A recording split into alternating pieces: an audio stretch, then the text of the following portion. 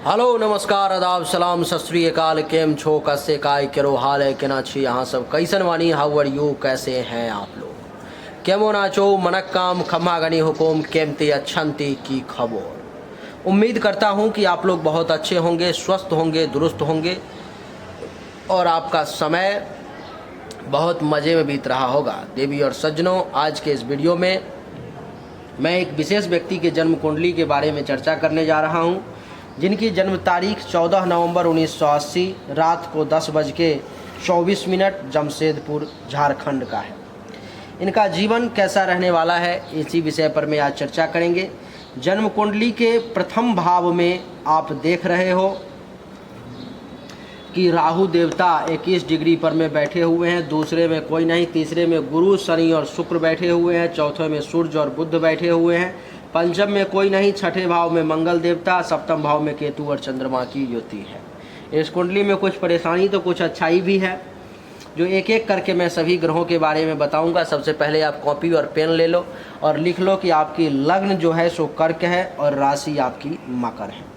आगे लिखो, आप जब जन्म हुआ आपका तो जन्म से लेकर के 5/7/1985 तक चंद्रमा की महादशा रही, 5/7/1985 से 5/7/1992 तक मंगल की महादशा और 5/7/1992 से 5/7/2010 तक राहु की महादशा।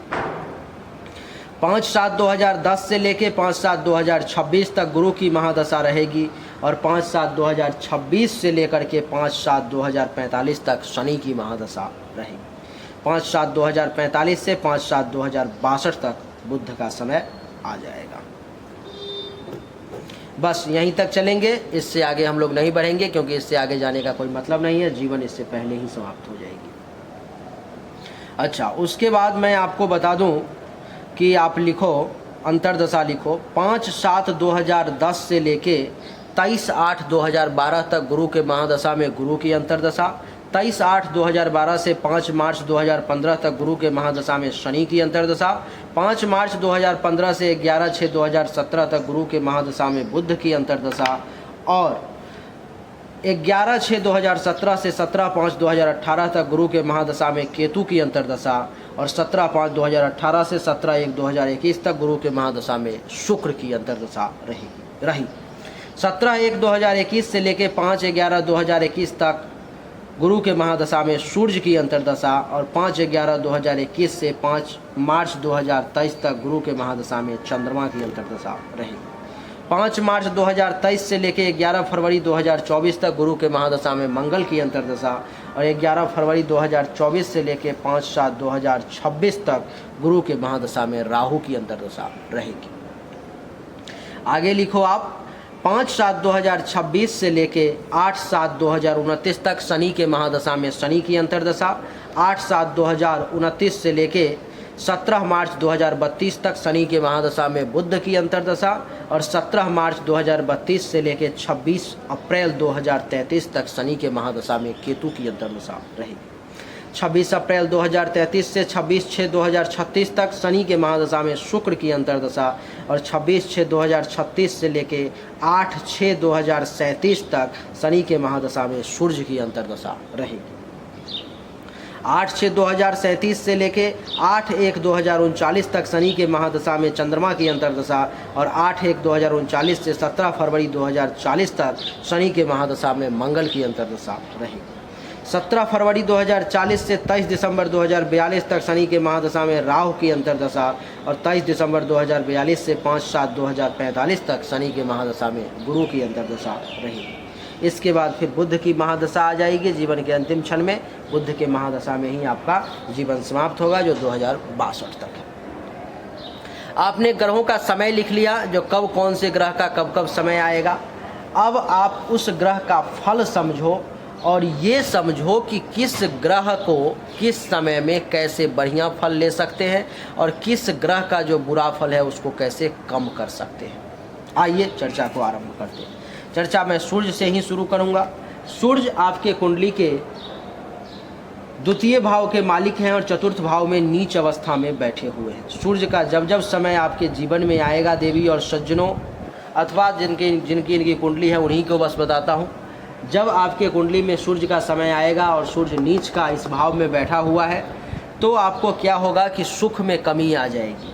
माता से अथवा माता तुल्य महिलाओं से लाभ उस समय में कम मिलेगा। मकान से संबंधित सुख नहीं मिलेंगे। मकान, जमीन, अचल संपत्ति के रिगार्डिंग टेंशन तनाव का सामना करना पड़ सकता है। अनएक्सपेक्टेड धन हानि, छाती, हृदय, फेफड़े से संबंधित भी परेशानी का सामना करना पड़ सकता है। सूर्य की 7वीं दृष्टि 10वें भाव पर में, सूर्य के समय में पिता के साथ टेंशन तनाव, पिता अथवा पिता तुल्य लोगों से लाभ न मिलना, सरकार से भी लाभ लेने में परेशानी, काम धंधा कारोबार का अच्छा न चलना, पद, प्रभुता, प्रतिष्ठा, अधिकार, इन सब में कमी का योग और राजयोग का भी उदय ना होना। सूर्य का मैंने जब जब समय लिखाया होगा और जब जब सूर्य आएगा तब तब यही फल आप पर में लागू होगा। इसके अलावा सूर्य दूसरे भाव का भी मालिक है, तो सूर्य के समय में धन धान्य संपत्ति जमा नहीं हो पाएंगे। परिवार में टेंशन तनाव का योग बनेगा। वाणी में दोष की स्थिति आ जाएगी। कड़वे शब्द का प्रयोग करोगे। पड़ोसी के साथ भी टेंशन तनाव और परिवार में भी कलह की स्थिति। गर्दन में, मुख में अथवा आंख से संबंधित भी कुछ परेशानी का सामना करना पड़ सकता है। पाँव में भी चोट लग सकती है। छाती, हृदय, फेफड़े से संबंधित भी कुछ परेशानी आपको परेशान कर सकती है। तो सूर्य आपके लिए निगेटिव है। जीवन में कभी भी सूर्य के लिए माणिक्य ना धारण करें, नहीं तो आपको वो तबाह कर देगा। सूर्य के बाद चंद्रमा की चर्चा करेंगे। चंद्रमा आपके कुंडली के 7वें भाव में 17 डिग्री पर में बैठे हुए हैं। केतु के साथ युति है। ग्रहण दोष हो गया, जिसके कारण से चंद्रमा 17 डिग्री पर होने के बावजूद बहुत अच्छा रिजल्ट नहीं दे पाएंगे, लेकिन इससे अपने अक्ल के द्वारा कुछ उपाय करके बढ़िया रिजल्ट लिया जा सकता है। वैसे चंद्रमा क्या क्या अच्छा रिजल्ट देंगे, पहले आप वो सुन लो। चंद्रमा आपके कुंडली के 7वें भाव में बैठे हुए हैं। जीवन साथी का सुख, काम वासना की पूर्ति, वैवाहिक जीवन का आनंद, दैनिक रोजगार व्यवसाय का बढ़िया चलना, प्राइवेट पार्ट से संबंधित परेशानी खत्म होना, प्रत्यक्ष दुश्मन को टकराने की आपसे हिम्मत ना करना। राधे राधे। पार्टनरशिप में जो है सो अगर कहीं बिजनेस कर रहे होगे तो उसका भी चंद्रमा के समय में बढ़िया चलना। चंद्रमा की 7वीं दृष्टि 1 भाव पर में, शारीरिक तौर पर में मजबूत होना, रंग और रूप का अच्छा दिखना, ज्ञान में वृद्धि, बल का एहसास, मानसिक तौर पर में मजबूत होना, विवेक का सहारा लेना, शील स्वभाव अच्छा रहना, गर्व करने लायक काम करना, विनम्रता बने रहना। और चंद्रमा इस कुंडली में आपको हर मामले में जो है सो बढ़िया रिजल्ट देने की कोशिश करेंगे, लेकिन इसमें चंद्रमा का बढ़िया रिजल्ट इतना आसानी से आप नहीं ले पाएंगे। चंद्रमा के साथ केतु की युति है जो उसके प्रभाव को दूषित कर देता है, इसीलिए ये सब रिजल्ट लेने में आपको बहुत परेशानी अथवा नहीं के बराबर मिले। चंद्रमा का बढ़िया रिजल्ट लेने के लिए राहु और केतु के मंत्र का जाप करना अथवा करवाना आपके लिए आवश्यक है, तभी जाकर के आप चंद्रमा का अच्छा रिजल्ट ले पाओ। जब जब जीवन में चंद्रमा का समय आए तब तब आपको चाहिए कि नमो रांग राहवे नमः मंत्र का दैनिक रूप से 10 माला और नमो केंग केतवे नमः मंत्र का दैनिक रूप से 10 माला रात में जाप शुरू कर देंगे। जाप के बाद 2-4 बूंद जल नीचे जमीन पे गिरा करके प्रणाम करके उठेंगे, तभी जा करके चंद्रमा आपको कुछ समय बाद बढ़िया रिजल्ट देना शुरू करेगा। चंद्रमा के लिए आपको मोती पहनने की कोई आवश्यकता नहीं है। चंद्रमा अपने आप में पूरा मजबूत है। चंद्रमा के बाद मंगल की चर्चा करेंगे। मंगल आपके कुंडली के 6ठे भाव में बैठा हुआ है। मंगल का समय जब जब आएगा वैसे 0 डिग्री पर में है, लेकिन फिर भी परेशान करेगा। गुस्सा ज़्यादा आएंगे, दुश्मन परेशान करेगा, चिंता में वक्त बीतेगी, हेल्थ व इशू का सामना करना पड़ सकता है, कर्ज वगैरह लेना पड़ सकता है, केस मुकदमा का योग बन सकता है, पेट से संबंधित परेशानी, अपयश और कलंक लगने के योग, शोक और दुख की प्राप्ति हो सकती है। 1 2 3 4 मंगल की चतुर्थ दृष्टि 9वें भाव पर में भाग्य का सपोर्ट कम मिलना, धर्म और कर्म का पालन कम होना, तीर्थ यात्रा में परेशानी, ससुराल से टेंशन तनाव, यश में कमी, संत महात्मा ऋषि मुनि ब्राह्मण आचार्य गुरु का आशीर्वाद कम मिलना, शिक्षा का भी लाभ सही तरीके से ना मिलना, सपनों को पूरे करने में भी परेशानी का योग जो है चंद्रमा आपको, ये मंगल आपको देगा। मंगल की 7वीं दृष्टि 12 भाव पर में है, जिसके कारण से खर्चा ज़्यादा होगा, सैया सुख में कमी, धन हानि, विदेश से कुछ लाभ के योग, अगर विदेश से कनेक्शन बनता है तो अस्पताल का खर्चा एक्टिवेट, आंख से संबंधित परेशानी, पाँव में चोट लगने के योग, पेट से संबंधित परेशानी भी देगा। अष्टम दृष्टि 1 भाव पर में मेंटली तौर पर में परेशानी, शारीरिक तौर पर में परेशानी, ज्ञान में कमी, बल में कमी और गुस्सा ज़्यादा आना, शील स्वभाव में भी खराबी का योग रहेगा। गर्व करने लायक काम बड़ा मुश्किल से ही कर पाओगे। मंगल इस कुंडली में मालिक है पंचम भाव के साथ साथ दसम भाव का भी, जिसके कारण से संतान के सुख में कमी, विद्या और बुद्धि का भी सही इस्तेमाल ना हो पाना, यश में कमी, चाहने वालों की संख्या में कमी, धर्म और मंगल कार्य में कमी, ननिहाल से संबंधित लाभ लेने में परेशानी, पेट से संबंधित परेशानी, पिता अथवा पिता तुल्य लोगों से लाभ लेने में परेशानी, टेंशन तनाव, सरकार से लाभ ना मिलना, काम धंधा बहुत अच्छा ना चलना, पद प्रतिष्ठा प्रभुता अधिकार में कमी और गवर्नमेंट से भी लाभ लेने में परेशानी का योग बनाएगा मंगल के लिए जीवन में कभी भी मूंगा नहीं धारण करना है, नहीं तो ये और ज़्यादा परेशान करेगा। मंगल का समय जब जब जीवन में आए तो या तो पूजा पाठ अनुष्ठान करवा लोगे और नहीं तो दैनिक रूप से नमो मंग मंगलाय नमः मंत्र का 10 माला सुबह में जाप शुरू कर दोगे, हनुमान चालीसा का पाठ शुरू कर दोगे, धीरे धीरे जो है स्थिति अपने पक्ष में आने लगेगी। मंगल के बाद बुध की चर्चा करेंगे। बुध इस कुंडली के चतुर्थ भाव में बैठे हुए हैं और ये एक मारक ग्रह है बुध। बुध का जब जब समय आपके जीवन में आएगा सुख में कमी के योग बनेंगे, माता अथवा माता तुल्य महिलाओं से लाभ कम मिलेगा, माता को हेल्थ वाइज इशू भी हो सकती है, मकान, जमीन, अचल संपत्ति, गाड़ी, इन सब के रिगार्डिंग कुछ टेंशन तनाव, अनएक्सपेक्टेड धनहानि, छाती हृदय फेफड़े से संबंधित कोई माइनर परेशानी। और इसकी 7वीं दृष्टि दशम भाव पर में पिता अथवा पिता तुल्य लोगों के साथ टेंशन तनाव, वहाँ से लाभ न मिलना, सरकार से लाभ लेने में परेशानी, काम धंधा का अच्छा न चलना, पद प्रभुता प्रतिष्ठा अधिकार मान सम्मान में कमी और राजयोग के उदय में भी कमी का योग बना देंगे बुध। बुध इस कुंडली में द्वादश भाव के साथ साथ तीसरे भाव के भी मालिक हैं, तो खर्चा ज़्यादा होगा, सैया सुख में कमी होंगे, धन हानि के योग बनेंगे, अस्पताल का खर्चा एक्टिवेट रहेगा, आँख से संबंधित परेशानी और विदेश से जो है सो आपको लाभ कुछ मिलने के योग रहेंगे। तीसरे भाव का भी मालिक है तो मेहनत परिश्रम ज़्यादा करना पड़ेगा, भाग दौड़ ज़्यादा करना पड़ेगा, खुद के पराक्रम में कमी, धैर्य का कमज़ोर होना, माता के लिए विपरीत समय, गुप्त शत्रु के द्वारा परेशानी, गले नाक कान श्वसन अंग से संबंधित भी किसी प्रकार का ये परेशानी आपको दे सकता है, इसीलिए सावधान। बुध के लिए जीवन में कभी भी रत्न नहीं पन्ना धारण करना है, नहीं तो और ज़्यादा परेशानी बढ़ जाएगी। बुध के लिए हमेशा मंत्र का ही सहारा लेना है। बुध की जब जब महादशा अंतरदशा आए तो नमो बुंग बुधाय नमः मंत्र का 10 माला जाप करना है। बुध के बाद बृहस्पति की चर्चा करेंगे। बृहस्पति आपके कुंडली के तीसरे भाव में बैठे हुए हैं। बृहस्पति का समय जब जब जीवन में आएगा छोटे भाई बहन अथवा जूनियर्स का सपोर्ट मिलेगा, खुद के पराक्रम में वृद्धि होगी, धैर्य मजबूत होगा, गुप्त शत्रु के नाश होंगे, गले नाक कान श्वसन अंग से संबंधित परेशानी जो है सो सॉल्व होगी, वो कम होगी। इसकी 5वीं दृष्टि जो है 1 2 3 4 5 सप्तम भाव पर में जीवन साथी का सुख मिलेगा, काम वासना की पूर्ति होगी, वैवाहिक जीवन भी अच्छा चलेगा, दैनिक रोजगार व्यवसाय बढ़िया रहेंगे, प्रत्यक्ष शत्रु का नाश होगा, पार्टनरशिप भी मिला जुला के ठीक चलेगा। 7वीं दृष्टि नवम भाव पर में यहाँ पर में तो जिसके कारण से भाग्य का सपोर्ट मिलेगा, धर्म का पालन करोगे, तीर्थ यात्रा का मौका मिलेगा, ससुराल से लाभ मिलने के योग बनेंगे, संत महात्मा ऋषि मुनि ब्राह्मण आचार्य का आशीर्वाद प्राप्त होगा, सपने पूरे होंगे, शिक्षा का लाभ मिलेगा।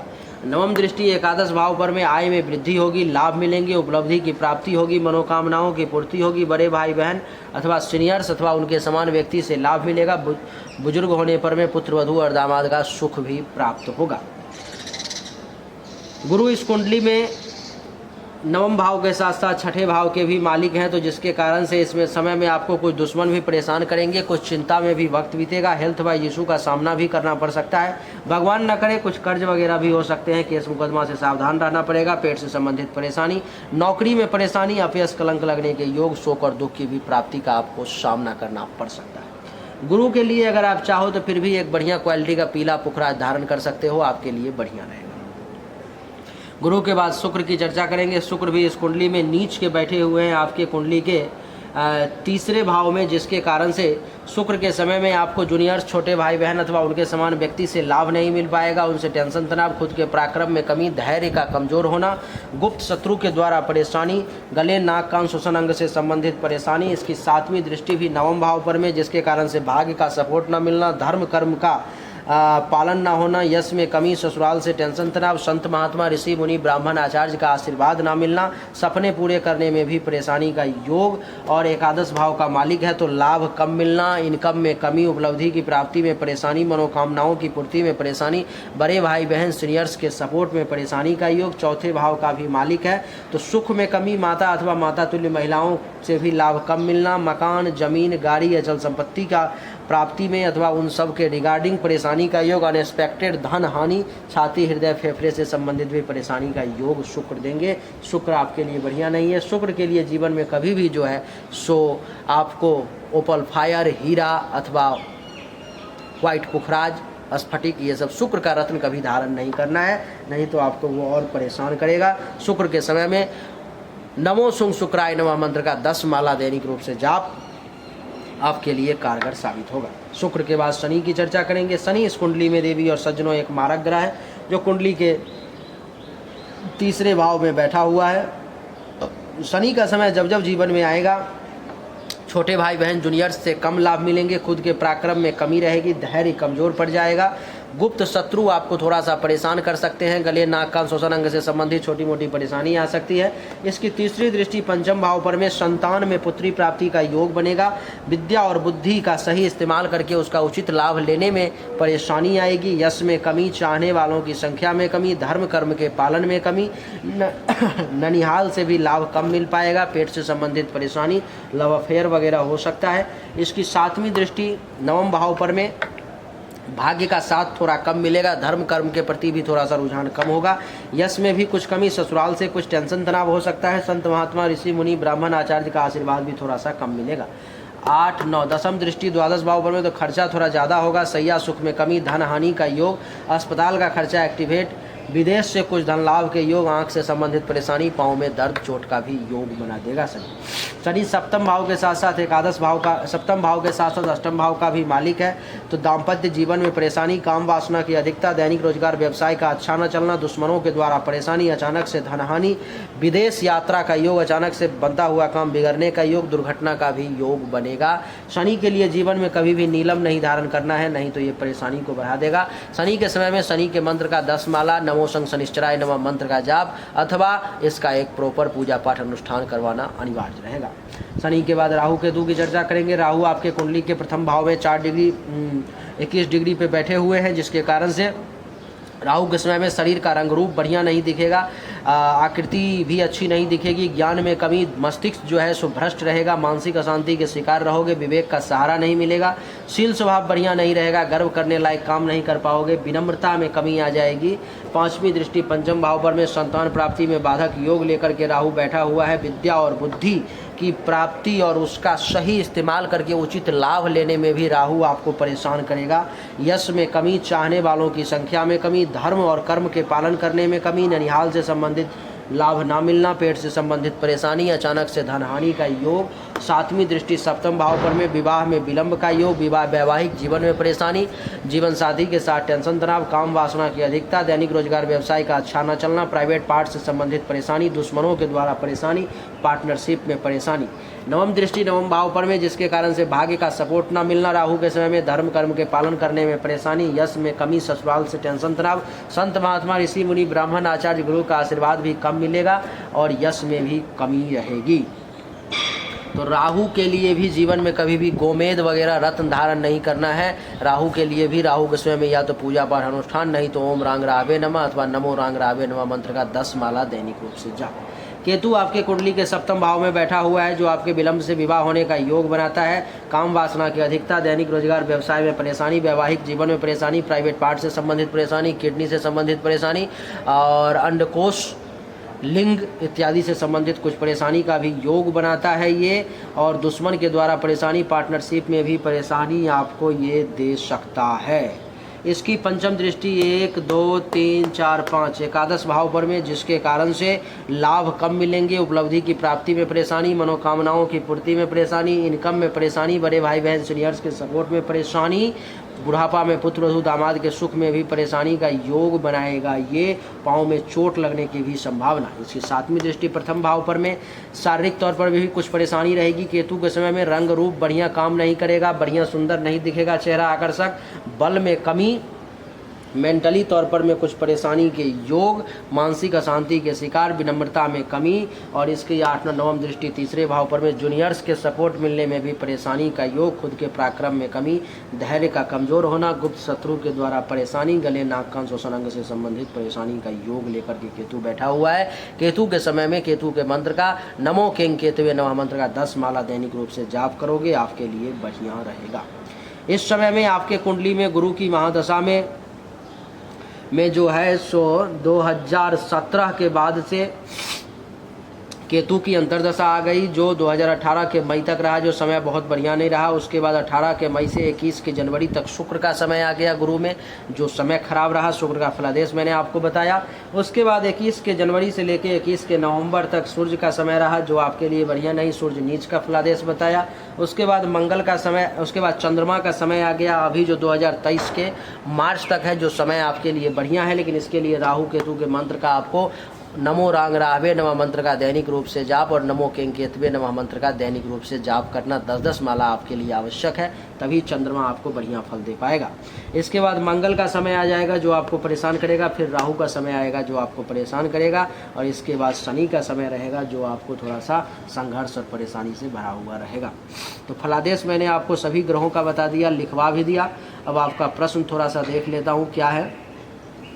आपने लिखा है कि 2019 से पैसे कमाने में परेशानी आ रही है, नौकरी सही तरीके से नहीं टिक पा रही है, और लिखा है आपने something will happen and money, कुछ ना कुछ होता है जिसके कारण से पैसा चला जाता है, नौकरी छोटी मिल रही है, कुछ समय के लिए मिल रही है, ऐसा क्यों? ये सब ग्रह का चक्र है जो खराब चल रहा है समय। मैंने आपको बताया है किस समय में क्या उपाय करना है जिससे आप बेहतर रिजल्ट ले सकते हो। और आपने लिखा है कि when can I have a stable source of income, when can I save the money for future, when can I by my own house और कार। हाँ, इनकम का सोर्स जो है आपका अभी ही बनाने का समय है, लेकिन राहु केतु के मंत्र का जाप करो, इससे आपको इनकम का सोर्स अभी बनना शुरू हो जाएगा कुछ ही समय बाद। जब आपका महीना 2 महीना राहु के मंत्र का 10-10 माला जाप करोगे तो उसके बाद। और दूसरा कि आप पैसा जमा कर कब पर, बहुत ज़्यादा पैसा जमा करना आपके जीवन में संभव नहीं है। आप पैसा जमा बहुत ज़्यादा कभी नहीं कर पाओगे, एक मीडियम आपका चलता रहेगा। और अपना घर वगैरह खरीदने का योग है जो आपको प्राप्त होगा, और ये प्राप्त होगा आपको अभी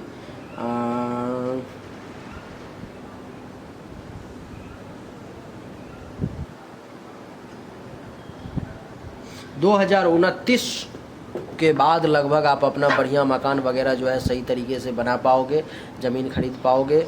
ये सब आपको 2029 के बाद प्राप्त हो पाएगा, 5-7 साल के बाद। और अगला क्वेश्चन है आपका कि व्हेन कैन आई से, ठीक है। विवाह में आपको जिन्होंने भी कहा सही कहा कि विवाह और वैवाहिक जीवन में आपको परेशानी का योग है। राहु और केतु यहाँ पे बैठे हुए हैं, जिसके कारण से आपके विवाह में विवाह विलंब से होने का योग है, वैवाहिक जीवन में परेशानी के योग हैं। और आपके कुंडली में क्या है कि काल सर्प दोष भी प्रथम और सप्तम भाव में ही बन रहा है, जिसके कारण से विवाह और वैवाहिक जीवन में परेशानी है। आपको अगर विवाह करना है तो इसके लिए उपाय मैं आपको बता देता हूँ। राहु के मंत्र का 72,000 जाप, 72 हवन, केतु के मंत्र का 68,000 जाप, 68 हवन। आपके विवाह का अभी समय भी चल रहा है, अगर ये समय निकल गया तो फिर आपको लंबे समय तक इंतजार करना पड़ेगा, कब होगा विवाह नहीं होगा कहना मुश्किल हो जाएगा। इसलिए जल्दी से जल्दी अभी 2023 तक आपके विवाह का योग है। और इस समय में आपको चाहिए कि राहु के मंत्र का 72,000 जाप, 7200 हवन, केतु के मंत्र का 68,000 जाप, 6800 हवन, दुर्गा सप्तशती का संपूट पाठ, पत्नी प्राप्ति के लिए मंत्र से रुद्राभिषेक 5 बार और 9 बार दुर्गा सप्तशती का संपूट पाठ, इतना करवा के हवन करवाना आपके लिए ज़रूरी है। तभी जा कर के आपका विवाह और वैवाहिक जीवन सफल होगा, नहीं तो वो नहीं हो पाएगा, ये सच्चाई है। और आप इसके लिए जो है सो जितना जल्दी से जल्दी ये काम कर सकते हो आपके लिए बढ़िया रहेगा, क्योंकि विवाह का योग 2023 तक आपका बन रहा है। इसके बाद फिर बहुत लंबे समय के लिए आपको इंतजार करना पड़ेगा। अगर ये सब करना चाहोगे तो आप मुझे व्हाट्सएप पे मैसेज कर लोगे, फिर हम लोग आपस में बातचीत कर लेंगे किस प्रकार से हो पाएगा नहीं हो पाएगा। और आपका क्वेश्चन है कि व्हाट अबाउट माई हेल्थ, तबीयत वगैरह कैसा रहेगा, तो कब कौन से समय में कैसा रहेगा बता दिया। आने वाले साल के बारे में भी आपको मैंने सब कुछ जानकारी दे दी। उम्मीद करता हूँ कि आपको हमारा वीडियो पसंद आया होगा। अगर पसंद आया तो इस वीडियो को लाइक करें, शेयर करें, चैनल को सब्सक्राइब करके इसके बेल आइकन के बटन को दबा दें। एक बार फिर से आप सभी का बहुत बहुत धन्यवाद। Thank you so much. जय हिंद, वंदे मातरम। बोलिए राधे राधे। एक चीज़ आपको और कह दूं कि अगर आप हिंदुस्तान से बाहर जा सकते हो तो हिंदुस्तान से बाहर चले जाओ। हिंदुस्तान से बाहर आपका फ्यूचर बहुत ब्राइट है, बहुत ही अच्छा है। हिंदुस्तान में आपके लिए थोड़ी सी परेशानी है, इसीलिए हिंदुस्तान से बाहर जाने का आप प्रयास करो तो ज़्यादा अच्छा रहेगा। एक बार फिर से राधे।